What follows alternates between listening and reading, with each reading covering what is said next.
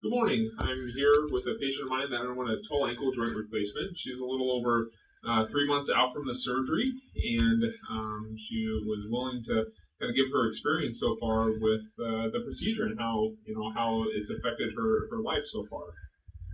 I'm thrilled with it. I'm just so glad I had it done.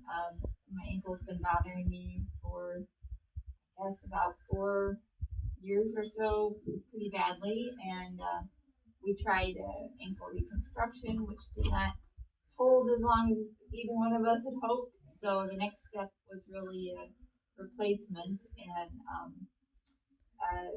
within days of getting it done, I could tell that I felt better. And then through physical therapy and everything, I can walk upstairs now easily. I can walk on grass. I just have a lot more.